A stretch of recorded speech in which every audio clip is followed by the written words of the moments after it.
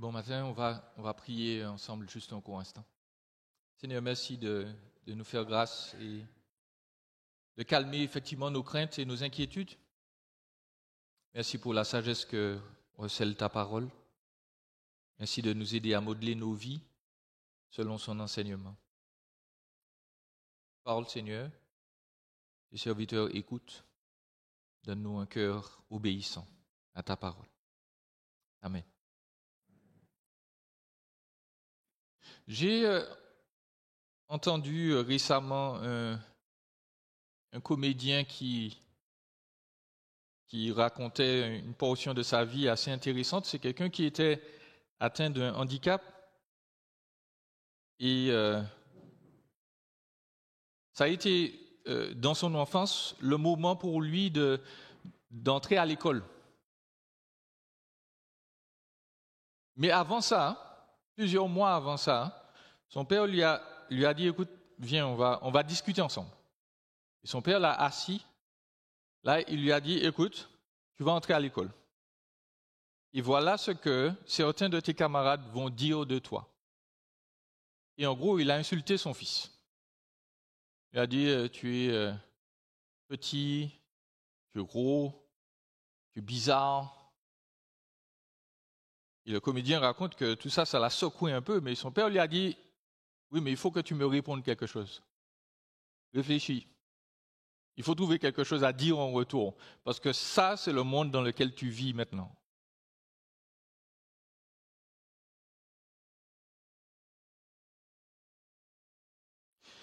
Quand j'étais petit,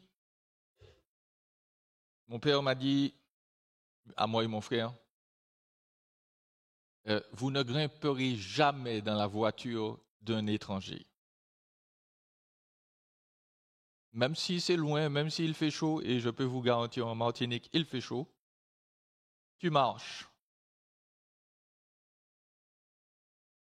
Et mon père m'a dit la phrase qui m'a fait réfléchir à cette époque, j'avais peut-être 7 ou 8 ans, il m'a dit, même si c'est un frère ou une sœur de l'église, tu lui dis, non merci, je marche. Et ce qui m'avait choqué, c'est que mon père semblait sous-entendre qu'il y avait peut-être des frères de l'église ou des sœurs de l'église qui n'étaient pas parfaites, qui ne ressemblaient pas exactement à Jésus. Et là, ça m'a fait réfléchir. Mais je lui obéis quand même. Sauf un jour. On a annulé toutes mes classes au lycée, j'avais 17 ans. Mon lycée était à des kilomètres de chez moi. J'ai fait appeler mon père. Il n'y a pas de cellulaire à cette époque, hein, donc j'ai fait appeler mon père, il ne répond pas.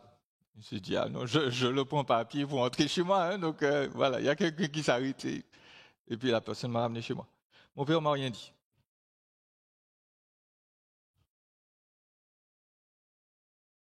Mais voilà, il n'empêche qu'il m'a transmis quelque chose. Tout comme ce père essayait de transmettre à son fils. Il faut être sage. Il faut vivre dans nos vies cette vie avec sagesse. Donc, nous sommes, je voulais vous le rappeler, dans notre série « Sois sage, pas fou ». Nous voulons utiliser le livre des Proverbes pour essayer de distiller une partie de la sagesse que donne l'Écriture. Et aujourd'hui, dans notre série « Sois sage, pas fou », je voudrais m'adresser à la jeunesse. Le titre de mon message, c'est « Passer le bâton à la jeunesse ». Passer le bâton à la jeunesse. La Bible nous instruit sur l'héritage que nous devrions laisser à nos enfants. Et cet héritage n'est pas forcément, premièrement d'ailleurs, financier. Il est souvent composé d'éléments immatériels comme le caractère, l'exemplarité, les leçons de vélo, les vacances à la plage, les promenades dans le parc de la Gatineau. Nous devons transmettre à nos enfants quelque chose. Et le livre de la sagesse, donc, il est particulier, il fait partie de ce qu'on appelle la littérature de la sagesse. La sagesse, je veux le rappeler, ce n'est pas le quotient intellectuel. Dieu, même quand il mentionne l'intelligence dans l'Écriture, ce n'est pas être aussi fort que Einstein ou bien les gens qui ont un grand cerveau et qui découvrent de grandes choses. La sagesse, c'est le savoir-vivre. C'est le discernement qui nous permet de naviguer dans le quotidien en faisant des choix intelligents. Et ces choix intelligents doivent toujours être faits selon l'Écriture. Et bien entendu, ces choix ne peuvent pas être accomplis sans la force que Yahweh nous donne. Et oui, ces choix-là sont le témoignage d'une vie qui a été transformée par Dieu. Nous n'agissons pas avec sagesse pour que Dieu soit content et nous ouvre les portes du paradis. Nous agissons bien parce que nous sommes en bonne relation avec Dieu. Je veux le rappeler une dernière fois, le livre des Proverbes n'est pas un ensemble de commandements, mais un ensemble de principes généraux. Les Proverbes ne sont pas des promesses, mais des exhortations, des annonces générales de l'ordre des choses. Donc, je le dis d'avance, Proverbe 22, 6, on va le voir, ne nous garantit pas que si nous avons instruit nos enfants selon la Bible, ils vont devenir chrétiens ensuite de manière infaillible. Ce n'est pas ce que dit le Proverbe. Mais on va y revenir. Deux choses dans notre étude ce matin, deux grands axes. On va parler des bâtons dans les roues des jeunes, et puis on va parler de la houlette et du bâton des parents. Premièrement, les bâtons dans les roues des jeunes. Je vais commencer à dire à toute la jeunesse et aux jeunes adultes de l'Église que vous devez toujours garder en mémoire qui vous êtes. Vous êtes des personnes, hommes et femmes, créées à l'image de Dieu. Vous êtes précieux. Vous n'êtes pas des accidents. Vous n'êtes pas des bulles de gaz et de matière qui se promènent sans but dans l'univers. Lorsque vous avez été créé, Dieu s'est dit, j'ai besoin qu'on sache à peu près qui je suis. Vous êtes à l'image de Dieu. Et si vous avez professé votre foi en Jésus, chers jeunes, vous existez pour révéler Jésus dans cette société et dans le monde entier. C'est le but premier de votre existence. Avant d'envisager un métier, une carrière, mariage, enfants, petits-enfants, retraite. La seule personne qui chapeaute tout ça, l'objectif final, c'est Jésus. Je veux que dans ma vie, on entende, on voit, on perçoive qui est Jésus. Maintenant, chers jeunes, je dois vous rappeler, tout comme mon père l'a fait à un moment dans ma vie, que nous ne vivons pas dans un monde rose où tout va bien, où parce qu'on est chrétien, il n'y aura aucune difficulté. En fait, nous vivons dans une société et un monde qui détestent Jésus. Certains d'entre vous, vous avez peut-être eu des conversations avec des individus qui vous ont dit « Bon, ok, la religion, c'est bon pour toi, c'est pas bon pour moi. » Ça a l'air d'être très neutre. Commencez à parler de Jésus. Commencez à dire « Jésus, tu sais, c'est le seul sauveur. C'est le maître de ta vie et il exige que tu te repentes. » Vous allez voir la neutralité. Le monde n'aime pas Jésus. Il y a des gens qui sont très religieux, qui détestent Jésus. Et j'ai une mauvaise nouvelle pour vous. Si on déteste Jésus et que vous suivez Jésus, on ne va pas vous aimer. On ne va pas vous aimer. On ne va pas vous apprécier. Si vous êtes chrétien et que vous vivez dans ce monde et qu'à un moment ou à un autre, vous n'avez pas senti de distance, de gêne, de moquerie, que tout le monde vous apprécie, tout le monde, quel jeune homme fantastique, quelle jeune fille formidable, c'est que vous n'avez pas assez parlé de Jésus. Parce que du moment où il est présent, visible, les gens sont dérangés. Et donc, ce que nous souhaitons faire en tant que parents et en tant qu'anciens de l'Église, c'est vous protéger, vous avertir, comme ce père l'a fait, comme le mien l'a fait. Et je voudrais donc vous parler de 3 dangers qui menacent les jeunes de tout temps. On est un tout petit peu en avance. Voilà, 3 dangers. Le premier, je l'ai appelé le jeunisme.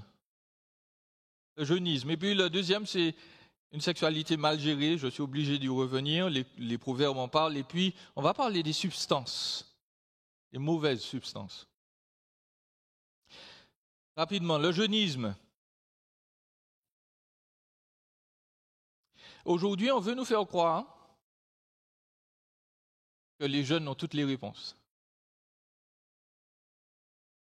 Ils ont un iPhone, ils savent utiliser l'intelligence artificielle, donc forcément, ils sont les maîtres du monde. Et tout le monde doit s'incliner devant leur logique, parce qu'ils ont un iPhone. Je ne sais pas si vous vous rappelez, à une époque, on nous a dénoncé le problème des pailles, les pailles en plastique, qu'on jette trop. Et on a décidé de remplacer les pailles en plastique par des pailles en papier. Ils sont énervantes au possible, parce que ça ramollit en 2 temps 3 mouvements. Et puis on a découvert que précisément, même les pailles en papier, il y a un peu de plastique dedans et même parfois des éléments nocifs pour votre santé. Donc, on est, comment on dit aux Antilles, on est sorti du feu pour tomber dans la cendre, ou l'inverse. Bref. Tout ça, c'est venu du fait qu'un jeune garçon, en fait, avait pris sa calculatrice et il avait essayé de faire un estimé du nombre de pailles qui étaient produits dans l'Occident et qui étaient rejetés dans la nature. Aujourd'hui, on nous dit, dans la société occidentale en tout cas, que les jeunes sont capables de résoudre les pires crises mondiales. Le problème de la pollution a été dénoncé par mademoiselle Greta Thunberg. How dare you! Pour ceux qui la connaissent. La jeune fille s'est mise à sermonner les grands noms des nations à cause de son indignation par rapport à la pollution. On dit aux jeunes, non seulement vous pouvez apprendre à conduire, mais vous pouvez aussi choisir votre sexe. Et vos parents n'ont rien à dire là-dessus. Vous pouvez contredire les plus grands experts parce que vous avez une arme infaillible, vous avez vos émotions. Et vous avez votre sens de la justice quasi infaillible. Quand un jeune dit « ce n'est pas juste », il faut l'écouter. Pour beaucoup, simplement, les jeunes ont les solutions en eux-mêmes. Et il suffit de leur laisser le temps et de leur trouver les moyens ou de leur donner les moyens pour trouver les solutions. Et tout ira bien. Ça, c'est le jeunisme. C'est dire que les jeunes vont réussir à sauver le monde. Laissez-moi vous proposer que ce n'est pas la vision de l'Écriture. L'Écriture ne pense pas comme ça du tout. Est-ce que vous voulez entendre l'opinion divine pour la jeunesse? Laissez-moi vous la donner dans Proverbe 23, 22. Vous n'avez pas besoin de lire, on va lire tout à l'heure. Mais Proverbe 23, 22 dit « Écoute ton père, lui qui t'a engendré, et ne méprise pas ta mère quand elle est devenue vieille. » Proverbe 30, 17. « L'œil qui se moque d'un père et qui dédaigne l'obéissance envers une mère, les corbeaux du torrent le perceront et les petits de l'aigle le dévoreront. »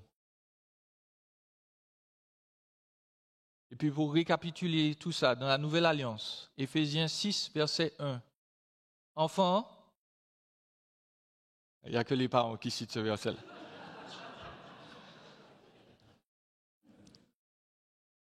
Enfants, obéissez à vos parents. C'est le seul programme que Dieu a pour vous, chers jeunes. Dès l'enfance, jusqu'au début, ou jusqu'au moment où vous serez indépendants. Enfants, obéissez à vos parents. Jésus ne veut rien d'autre. Il ne veut pas d'innovation. Les iPhones, ils s'en moquent. Nos sentiments de justice ou d'injustice, excusez-moi, il met ça de côté et dit obéissez à vos parents. À moins que vos parents vous demandent de faire quelque chose d'immoral ou d'illégal, obéissez à vos parents. C'est le programme de Dieu pour les jeunes.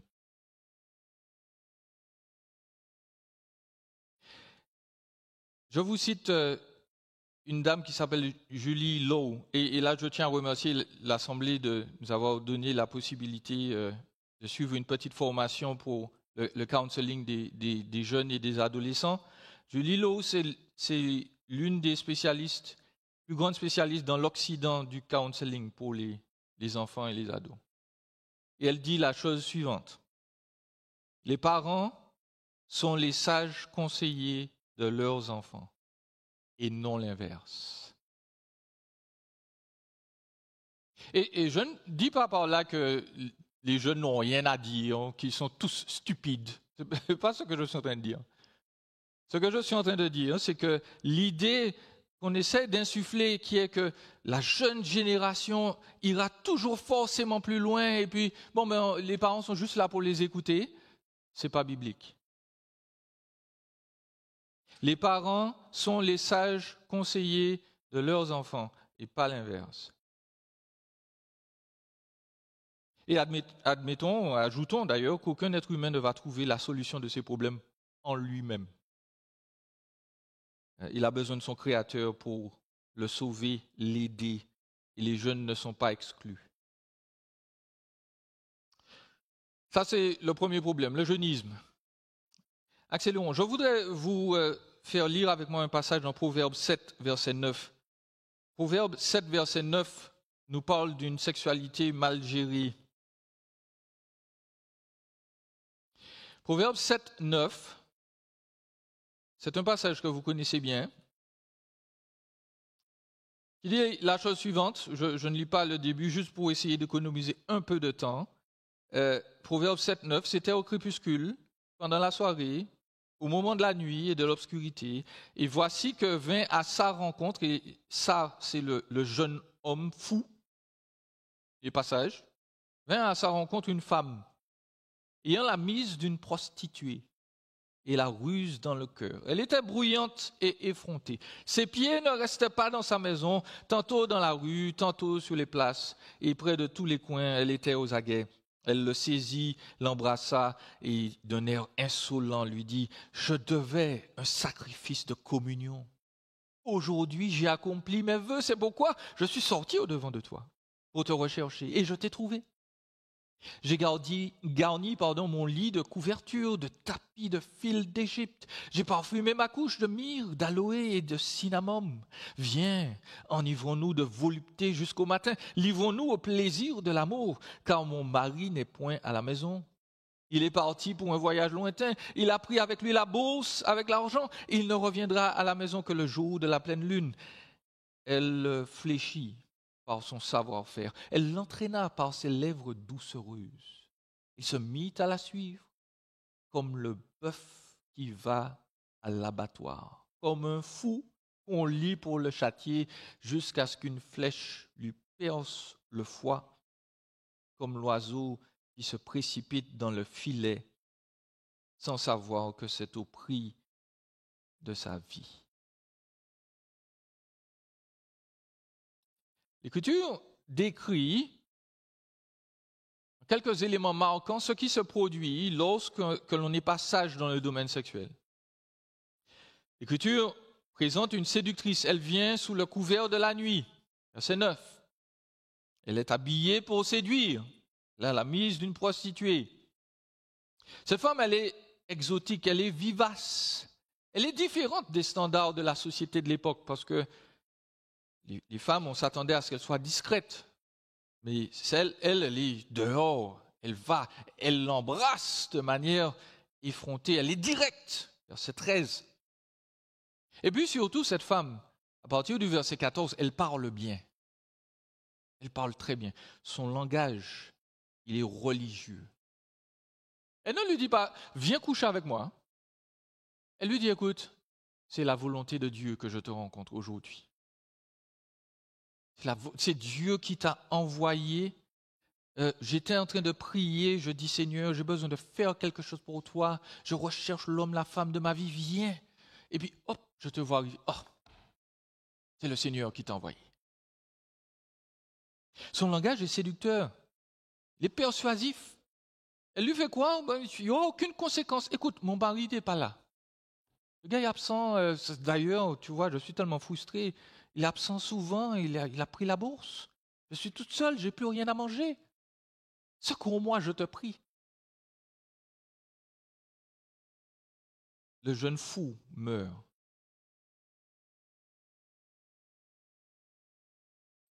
Je veux faire remarquer une chose. Parce que peut-être que certaines d'entre vous, certaines, ont été échaudées par la lecture. Elles se sont dit, bon, voilà, on fait toujours passer les femmes pour les méchantes. Ce n'est pas le cas là. Rappelez-vous, on est dans Proverbe. On enseigne de manière générale. On veut transmettre des principes de vie. La séductrice là, elle représente tous les séducteurs. Le jeune fou, il représente tous ceux et toutes celles qui ne s'attachent pas à la sagesse. Et vous notez la méthode d'enseignement de l'Écriture. Le texte ne commence pas par nous dire, écoutez, ce jeune homme, il est mort. Le texte commence par nous dire, écoutez, le jeune homme, il n'était pas sage et il a rencontré quelqu'un qui lui a promis monts et merveilles. De la même manière, Jésus ne menace pas les jeunes en leur disant, écoutez, quand tu vas faire tout ce qui te plaît, tout ira mal pour toi. Ce sera la catastrophe. Bien au contraire, Jésus commence par dire, quand tu feras tout ce qu'il te plaît et qui n'est pas bon, que moi je n'aime pas, tu auras un plaisir intense. Ce sera bon. Tu vas penser à toutes les leçons ridicules que te donnaient tes parents et tu vas te dire, mais quel idiot! Ils m'ont privé de ça pendant tellement longtemps. Ce sera bon, ce sera agréable.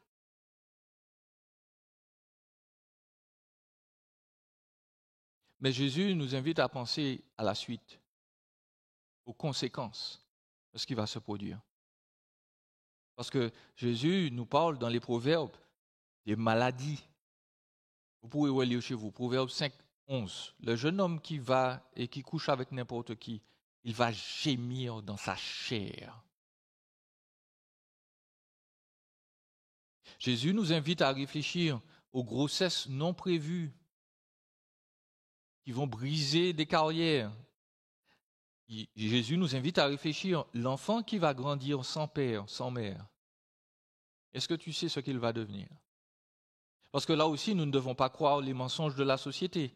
Si Jésus a prévu un père et une mère, on ne peut pas croire les gens qui nous disent « mais tu n'as pas besoin d'un père pour élever un enfant » ou bien « tu n'as pas besoin d'une mère pour élever un enfant ». Ce n'est pas vrai. Les enfants sont tous démontés psychologiquement quand ils n'ont pas leurs parents. Jésus mentionne que nous ne pourrons pas lutter contre l'attrait du mal si nous ne choisissons pas le plaisir que lui procure. Dans Hébreux 11, verset 25. Lisons-le rapidement, un passage que vous avez peut-être déjà lu, vous, mais Hébreux 11, 25, juste un passage. Hébreux 11 nous cite l'exemple de Moïse.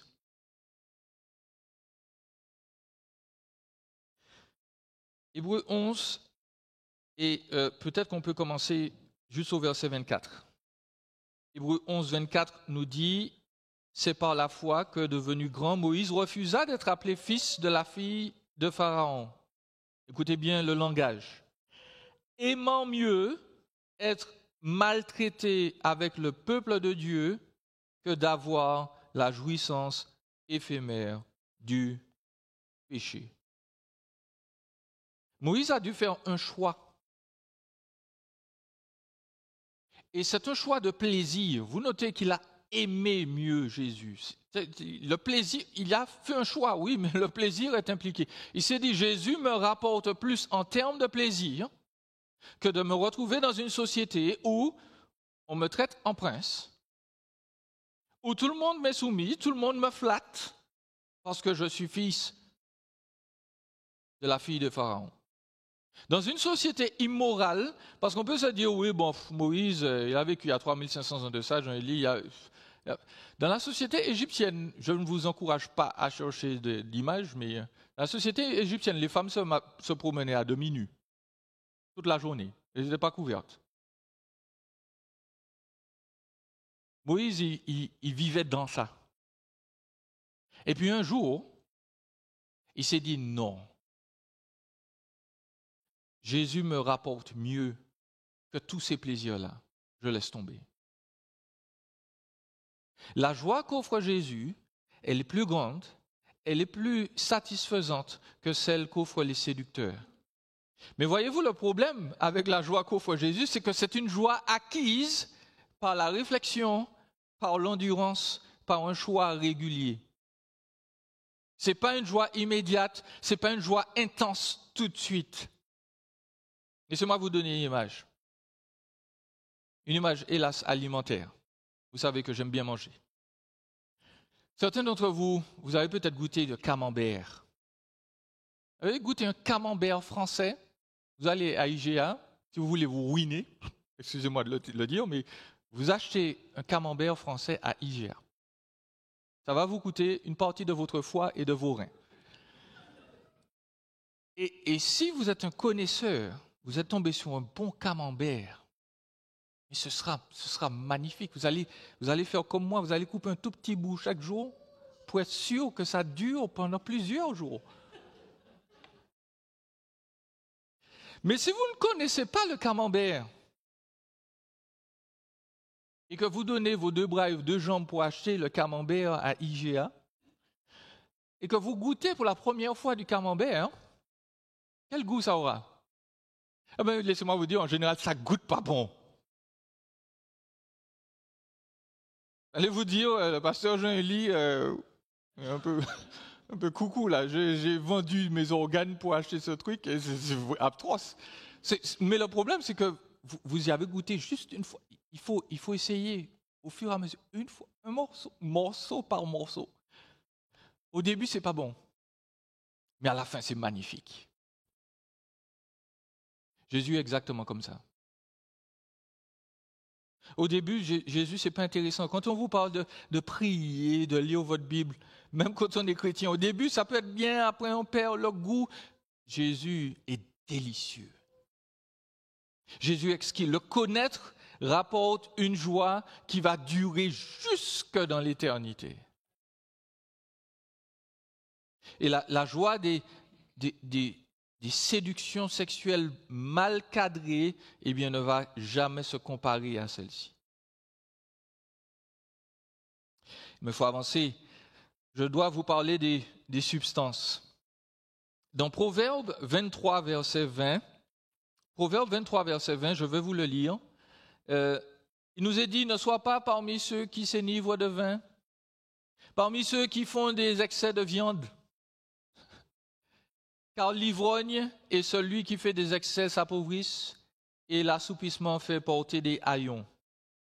Et puis, je voudrais que nous lisions ensemble Proverbe 20 toujours, et puis verset 29. Proverbe 20, verset 29 et suivant.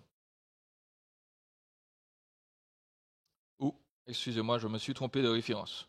Écoutez simplement, je vais vous redonner cette référence plus tard. C'est un passage que vous avez peut-être entendu pour ceux qui lisent la Bible souvent. Pour qui les a, pour qui les hélas, pour qui les querelles, pour qui les plaintes, pour qui les blessures sans cause, pour qui les yeux rouges, pour ceux qui s'attardent auprès du vin, pour ceux qui vont quérir des vins mélangés. Ne regarde pas le vin parce qu'il est d'un beau rouge. Il donne son éclat dans la coupe et qu'il coule aisément. Il finit par mordre comme un serpent, par piquer comme un aspic. Tes yeux se porteront sur des courtisanes, ton cœur parlera d'une manière perverse. Tu deviendras comme un homme couché au milieu de la mer, comme un homme couché sur le sommet d'un mât. On m'a frappé, je n'ai pas eu de mal. On m'a battu, je n'en ai rien su. Quand me réveillerai-je? J'en redemande encore. L'auteur des Proverbes nous dépeint d'une manière remarquable et précise les conséquences dans la vie de personnes qui sont dominées par l'addiction. Notez, dans le premier passage que je vous ai lu, dans Proverbe 23-20, l'ivrogne et celui qui fait des excès s'appauvrissent. L'assoupissement provoqué par la boisson, par la substance, fait porter des haillons. Quand on est dominé par une substance, notre portefeuille se vide. Ensuite, l'Écriture nous parle, dans notre deuxième passage, des remords intenses. Pour qui les hélas. Je les appelle remords parce que ce ne sont pas des regrets. Le regret nous pousse à la repentance. Le remords nous fait mal parce qu'on a été pris ou parce qu'on regarde la bêtise qu'on a faite et on se dit « oh pauvre de moi ». On a des regrets, on dit « ah non, je n'aurais pas dû reprendre ce joint-là, je n'aurais pas dû fumer un peu de Marie-Jeanne à ce moment-là.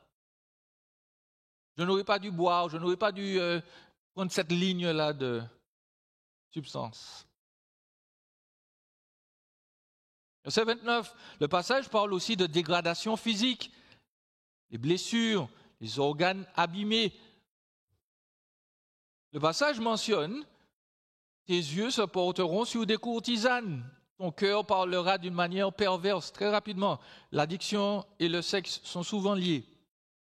Mais il y a ce qu'on appelle en anglais un double entendre là. Il y a deux possibilités de traduction. Le passage nous dit, non seulement tu risques de porter ton regard sur des femmes peu vertueuses, mais aussi tu verras des choses étranges. C'est l'une des possibilités de traduction. En gros, tu vas délirer. L'Écriture nous parle des milliers d'années à l'avance, du bad trip. Tu vas prendre ta substance, tu vas la prendre, tu vas la reprendre, et puis à un moment, il y a un truc qui va mal se passer, et puis ton cerveau va disjoncter. C'est là. Et Dieu ne donne pas l'excuse, pardonnez-moi, de la maladie là. Il dit non, ça c'est une faute. L'Écriture décrit l'état léthargique et dangereux de l'extase que donnent les substances. Tu seras comme un homme au sommet d'un mât. Tu seras comme un homme sur un navire, tu vas tanguer, tu vas te sentir bien peut-être, mais les conséquences sont graves.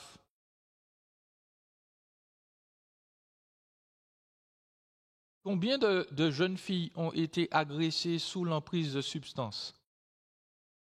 On leur a donné un verre dans un bar, elles ont bu le verre et elles se sont réveillées le lendemain et elles savent que quelque chose s'est passé. Juste avant nos vacances, dans la presse, j'ai lu un article, une jeune fille a pris une dose excessive de drogue. Ses copines lui avaient amené ça, elle a pris ça dans les toilettes, elle a fait une dose excessive, elle est morte.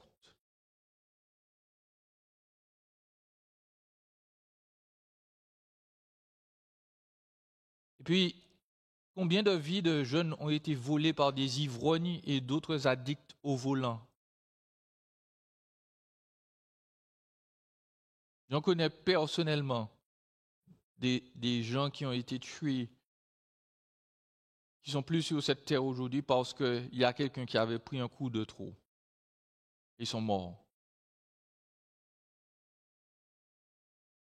Le pire dans toute cette description, c'est qu'on a des remords, on a mal, on a de la douleur, mais vous notez la dernière phrase, j'en veux encore. On est esclave.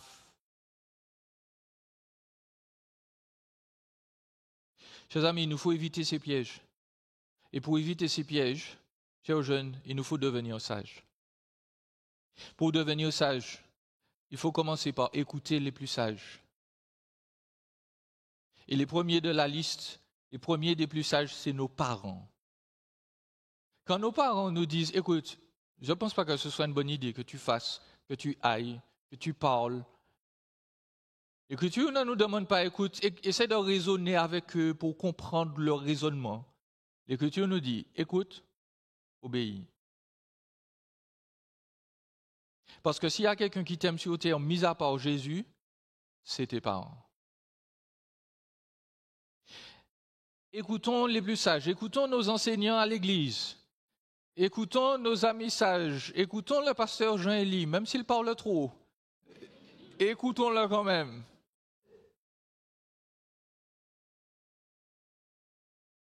Parce que je vous aime et je ne veux aller à l'enterrement d'aucun d'entre vous.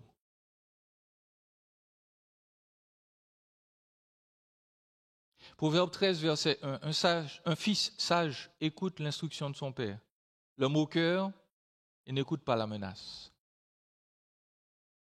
Il faut réfléchir aux conséquences. Chers jeunes, il faut apprendre à jouer aux échecs. Tout le temps, pour tout. Si je fais ça, qu'est-ce qui pourrait se produire? Si je vais là, qu'est-ce qui pourrait arriver? Et je ne dis pas qu'il faut devenir paranoïaque et puis ne rien faire. Je dis juste, réfléchissons. Si j'entretiens cette amitié toujours avec des gens pas fréquentables, qu'est-ce qui pourrait arriver? Ensuite, il nous faut apprendre à rechercher des plaisirs sains. Et puis, pour certains d'entre vous, il faut simplement croire Jésus et son évangile. Parce que Jésus, lui, il est venu parce qu'il nous aime. Il veut que nos vies soient différentes. Il veut nous racheter de toute dépendance. Il veut nous préserver de la mort. Demandons à Jésus de nous faire expérimenter sa joie aussi.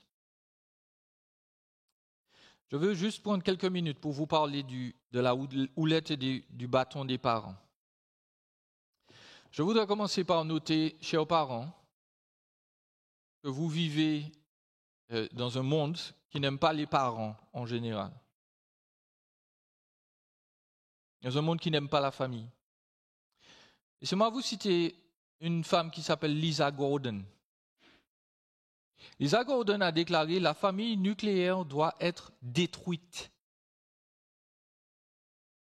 Les gens doivent trouver de meilleures façons de vivre ensemble. Quelle que soit sa signification ultime, la désintégration des familles aujourd'hui, c'est un processus objectivement révolutionnaire. » Elle a écrit ça dans les années 70-80. Il faut détruire la famille.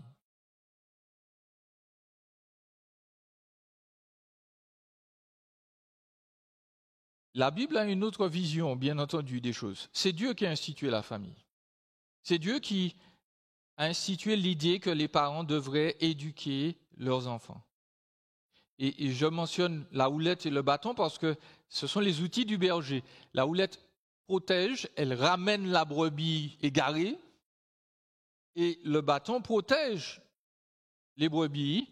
Le berger s'en sert non seulement pour marcher, mais pour donner de bons coups sur la tête des loups quand ils viennent. Et puis de temps en temps aussi de bons coups sur la tête des brebis quand elles font n'importe quoi. Et donc nous avons dit que la Bible place sur les parents la responsabilité de l'éducation de leurs enfants. Ils ont un rôle important à jouer, mais la Bible place aussi des jalons dans la vie des parents pour qu'ils ne se croient pas tout-puissants dans la vie de leurs enfants. Donc pour rappel, selon l'Écriture, je veux dire à tous les parents que leurs enfants sont des cadeaux de Dieu. Psaume 127, verset 3. Tout enfant, je répète, tout enfant, laissez-moi répéter une troisième fois, tout enfant est un cadeau de Dieu. Ils ne sont pas une interruption de carrière ou de sommeil, ils ne sont pas un fardeau, ils ne sont pas une punition, ils sont l'un des signes de la bénédiction de Dieu dans une famille et dans la société.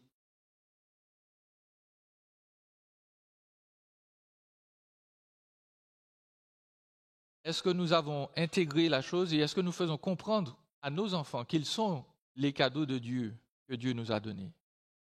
Ou bien est-ce que nous leur faisons bien comprendre combien ils sont des occasions de souffrance? 24 heures d'accouchement.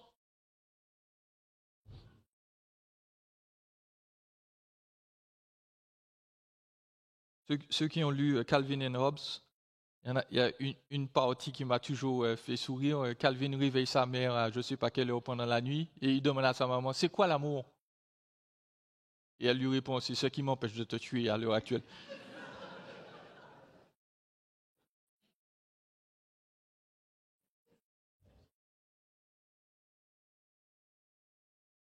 Les enfants sont un cadeau et les parents doivent le leur dire régulièrement.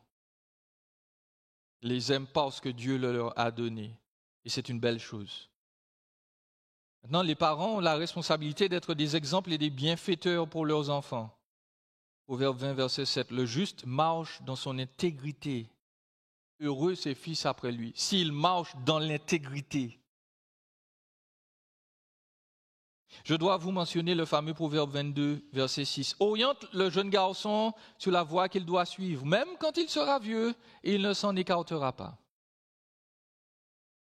La Bible nous dit que si Dieu ne nous promet pas, ne nous garantit pas le fait que l'enfant va devenir un chrétien, il nous dit quand même que nous aurons un impact dans la vie de nos enfants. En fait, vous pourrez vérifier vous-même si vous faites un court sondage. La plupart des gens qui sont ici ont été sauvés pendant leur enfance. Ils n'ont pas été sauvés quand ils étaient vieux, ils ont été sauvés pendant leur enfance ou adolescence. La plupart. Le proverbe traduit oriente le jeune homme sur sa voie à lui. Même quand il sera vieux, il ne s'en écartera pas. Le texte dit aux parents, écoute, dans ta conception de ton éducation, ne commence pas à rêver, il sera médecin, elle sera avocate.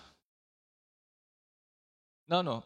Dieu t'a donné ton cadeau, tu regardes le cadeau qu'il t'a donné et tu regardes ses traits de caractère. Tu veux faire de lui un médecin, mais il est passionné par la mécanique. Donc il y a des choses qui n'iront pas ensemble. L'Écriture dit, examine l'enfant selon sa voie, selon ses traits de caractère, selon son intérêt. Donne-lui aussi une éducation qui va correspondre à son âge. Ne traitez pas les enfants comme s'ils sont des adultes. Des gens qui aiment faire ça. L'enfant a 4 ans, on lui dit « Quel jouet tu veux ?»« Qu'est-ce que tu veux manger demain ?» Ça, c'est vraiment notre époque. De mon temps, mes parents n'ont jamais fait ça de toute leur vie. « Quel jouet tu veux ? Qu'est-ce que tu veux manger ?» Mais non, on te met le jouet là. Si tu ne le veux pas, je prends. Le menu est décidé par Monsieur le Président et Madame la Présidente. Il n'y a pas d'objection là, il n'y a pas de... Est-ce qu'on pourrait avoir un peu plus de... Non, on te donne, tu prends. Mais bref, l'idée est que, chers parents, vous vous penchez sur votre enfant, vous l'examinez. Qu'est-ce qu'il aime? Qu'est-ce qu'elle aime? Et vous l'éduquez selon cette direction-là. Si c'est un grand mathématicien, de grâce, n'en faites pas, je ne sais pas, un maçon. Mais s'il aime construire des choses, donnez-lui tous les outils pour qu'il devienne un grand maçon. L'Écriture nous dit, n'essayez pas de vivre vos grands rêves à travers la vie de vos enfants. Ce n'est pas pour ça que Dieu vous les a donnés. Dieu vous a donné des enfants et puis vous les aidez à devenir des êtres humains accomplis dans ce qu'ils sont et pas dans ce que vous voudriez qu'ils soient.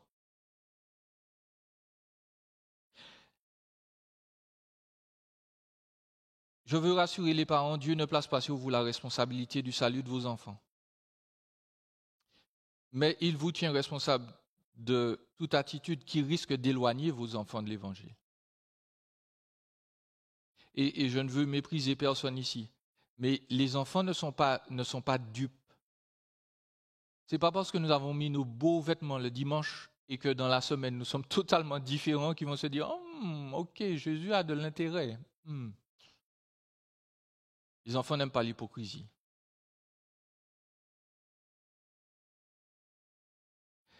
Verset Proverbe 17,6. Les petits-enfants sont la couronne des vieillards et les pères sont la gloire de leurs enfants. Le mot gloire ici, il veut dire la fierté. Tous les jeunes ici, normalement, si je dois faire un sondage et que je leur demande, dis-moi, tu es fier de tes parents? Normalement, les proverbes nous disent, tous les jeunes devraient répondre absolument. Je suis fier de mon père, je suis fier de ma mère. Et s'ils ne le font pas, eh bien c'est qu'il y a quelque chose qui ne va pas. Et ça, ce n'est pas la faute des enfants. Je voudrais parler de la correction juste avant de terminer, c'est important. Proverbe 22,15. La stupidité est attachée au cœur de l'enfant. Le bâton de la correction l'éloignera de lui. Proverbe 23, 13, 14. N'épargne pas la correction au jeune garçon. Si tu le frappes du bâton, il ne mourra pas. En le frappant du bâton, tu préserveras sa vie du séjour des morts. Commençons par dire que l'Écriture n'envisage pas une éducation sans correction. Si vous refusez en tant que parent de dire non à vos enfants ou de leur montrer qu'il y a des conséquences à ce qu'ils font de mal, eh bien, ils ne vont pas réussir à vivre dans ce monde-ci où l'employeur va donner des ordres, où la police va donner des ordres, où le juge va donner des ordres. Une éducation sans punition, sans correction, va laisser l'enfant sans vraie direction dans ce monde. En plus, elle va faire de lui un enfant gâté, une personne orgueilleuse et difficile à vivre. Maintenant, je veux immédiatement définir le mot correction ou punition.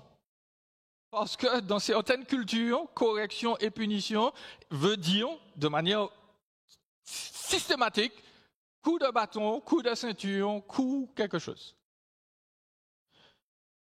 Laissez-moi vous dire que, encore une fois, la littérature des proverbes ne nous oriente pas dans cette direction-là. Figurez-vous que les Juifs ne sont pas des adeptes de la fessée. Et vous allez me dire, oui, mais pasteur, tu viens de nous citer le bâton et tout ça. Mais oui, parce que nous sommes dans les proverbes. Les proverbes donnent des principes généraux. L'idée de correction dans l'écriture est liée à l'éducation et à l'apprentissage, pas au coup. Et donc, on ne peut pas envisager uniquement des châtiments corporels pour corriger nos enfants. Le but, c'est qu'on transmette des informations, un savoir-être. Et le but du parent, c'est que l'enfant soit mature, complet, pas brisé.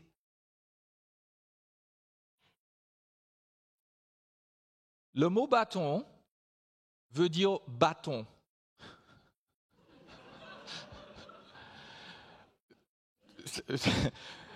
Écoutez-moi bien. Donc, si vous voulez appliquer les proverbes à la lettre, vous ne pouvez pas prendre votre ceinture, vous ne pouvez pas prendre une baguette et vous n'avez même pas le droit de prendre votre main. Vous devez aller chercher une planche de 2 par 4 et puis assaisonner le dos de votre enfant avec. Excusez-moi, ce n'est pas ce que veut dire, ou ce n'est pas ce à quoi nous invitent les proverbes. Voyez ? La correction physique ne doit jamais être comprise comme une obligation.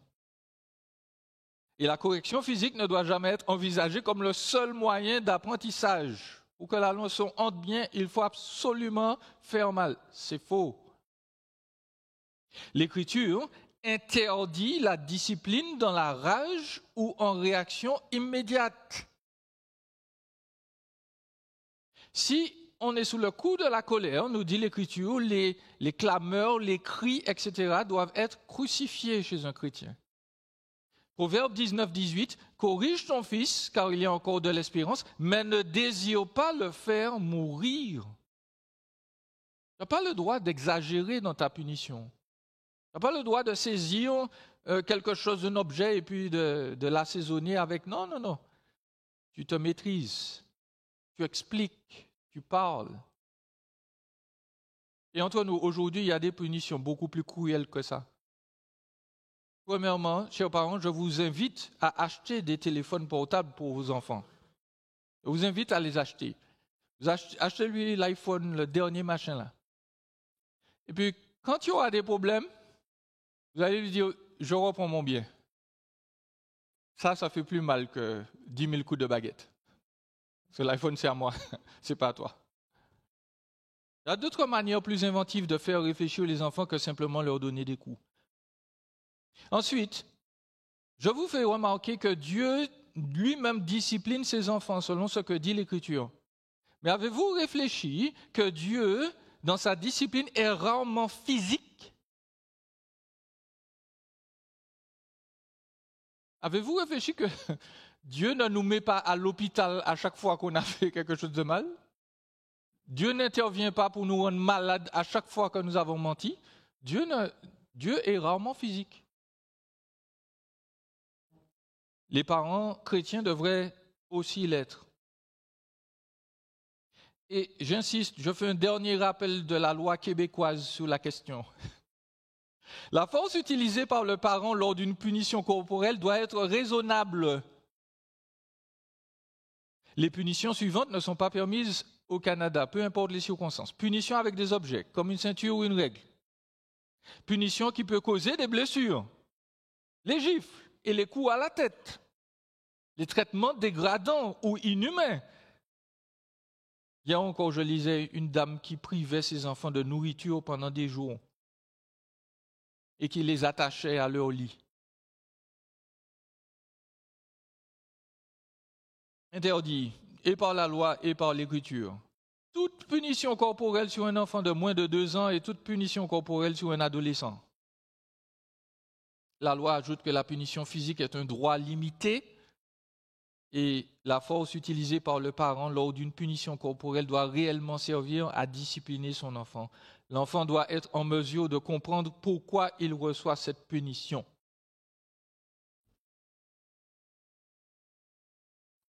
Voilà une situation où la loi n'est pas en contradiction avec la Bible. Il est bon de s'y soumettre. Tout ça pour dire, je vous ai retenu longtemps. Chers parents, nous avons des choses à transmettre à nos enfants. Nous allons quitter ce monde-ci. Et nous devons penser à l'héritage que nous laissons derrière. Chers parents, quel héritage laisses-tu à ton enfant?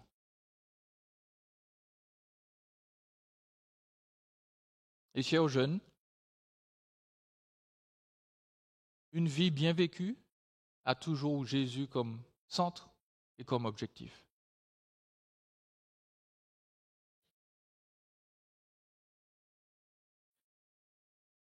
Ceux qui ont eu de mauvais parents, ne jetez pas le bébé avec l'eau du bain. Une bonne éducation inclut parfois de la discipline.